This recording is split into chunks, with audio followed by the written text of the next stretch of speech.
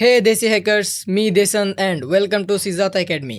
Cyber security শুরু করার পর সবার মাথায় এক না একবার প্রশ্নটা আসে যে সে ফ্রিল্যান্সিং করবে নাকি জব করবে। মোস্ট ইম্পর্টেন্টলি আজকে আমরা এটা জানার চেষ্টা করবো যে বাংলাদেশ থেকে যদি তুমি সাইবার সিকিউরিটি শুরু করো তাহলে তোমার জন্য বেস্ট কি হবে, জব নাকি ফ্রিল্যান্সিং। স্কিপ না করে পুরো ভিডিওটি দেখো এবং তোমার কাঙ্ক্ষিত আনসারটি বেছে নাও। So without time pass, let's get start.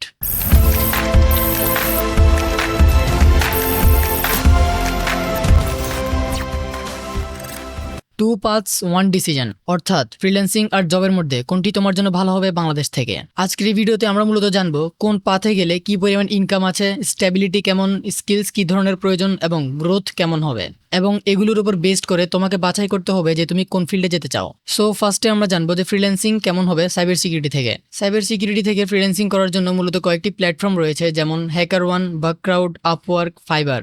এই সকল প্ল্যাটফর্ম থেকে তুমি আর্নিং করতে পারো তোমার সাইবার সিকিউরিটি স্কিলের মাধ্যমে। যেমন হ্যাকার1 থেকে তুমি বিভিন্ন ধরনের প্রোগ্রাম নেবে এবং সেখানে বাগ খুঁজবে। বাগক্রাউডেও সেম।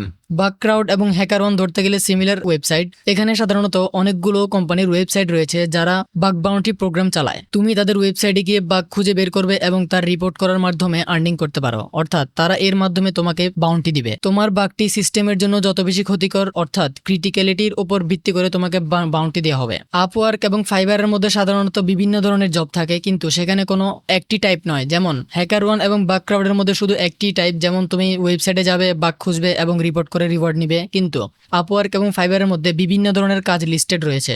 তুমি সার্চ করবে যে তুমি কিসের জন্য কাজ করতে চাও, সেই অনুযায়ী তোমার কাছে অনেকগুলো সাজেশন আসবে। সেখান থেকে তুমি একটি বাছাই করে তাদেরকে সিকিউরিটি প্রোভাইড করবে, সেই অনুযায়ী তারা তোমাকে পেমেন্ট করবে। এই ক্ষেত্রে তুমি তাদেরকে সাধারণত যে সকল সার্ভিসগুলো দিতে পারো, যেমন penetration testing, security audits, bug bounty hunting, cloud security, security consulting, এ সকল ধরনের স্কিলের মাধ্যমে তুমি সেখানে ফ্রিল্যান্সিং করতে পারো।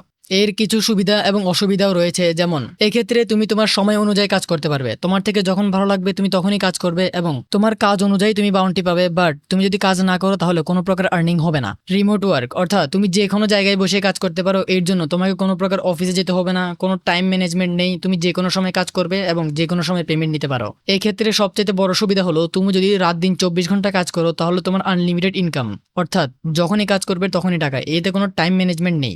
অফিসের তো টাইম লিমিট থাকে যে কতক্ষণ থেকে কতক্ষণ তুমি অফিস করবে, বাট এখানে কোনো টাইম লিমিট নেই। তুমি যে কোনো সময় বসেই তোমার কম্পিউটারে কাজ করতে পারো। এই ক্ষেত্রে ক্লায়েন্টও সীমাবদ্ধ নয়, পুরো গ্লোবালি তুমি কাজ করবে। তোমার ক্লায়েন্টগুলো পুরো বিশ্বে ছড়ানো ছিটানো থাকবে। এর কিছু অসুবিধাও রয়েছে, চলো সেগুলো জানি। অর্থাৎ তুমি যখনই কাজ করবে তখনই তোমার বাউন্টি আসবে, বাট তুমি যখন কাজ করবে না তোমার ইনকাম পুরোপুরি স্টপ থাকবে। এই ক্ষেত্রে ক্লায়েন্ট খুঁজতেও প্রচুর পরিমাণ সময় লাগে। যখন ক্লায়েন্ট পাবে তখনই কাজ শুরু করতে পারবে। এটি যেহেতু যে কোনো জায়গা থেকে করা যায় এবং সবাই এটাই বাছাই করে, তাই এখানে কম্পিটিশন অনেক বেশি।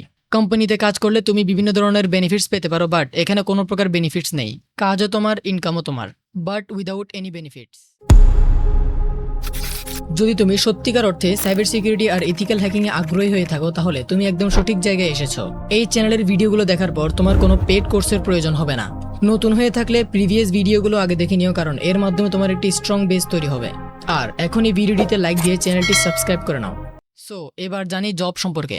এক্ষেত্রে তুমি চাইলে কোনো একটি প্রতিষ্ঠানের সিকিউরিটি টিমে স্ট্রাকচার্ড রোলে কাজ করতে পারো। এই ক্ষেত্রে কমন কিছু জব রয়েছে, যেমন SOC analyst, security engineer, penetration tester, incident responder. জবের ক্ষেত্রেও কিছু সুবিধা এবং অসুবিধা রয়েছে। প্রথমে জানি সুবিধাগুলো কি কি। এক্ষেত্রে একটি ফিক্সড স্যালারি তোমার অ্যাকাউন্টে জমা হবে, অর্থাৎ নির্দিষ্ট একটি বেতন।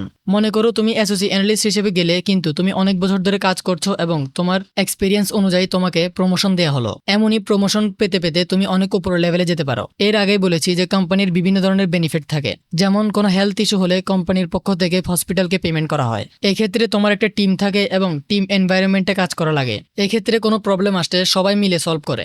এক্ষেত্রে ইনকামও স্টেবল থাকে।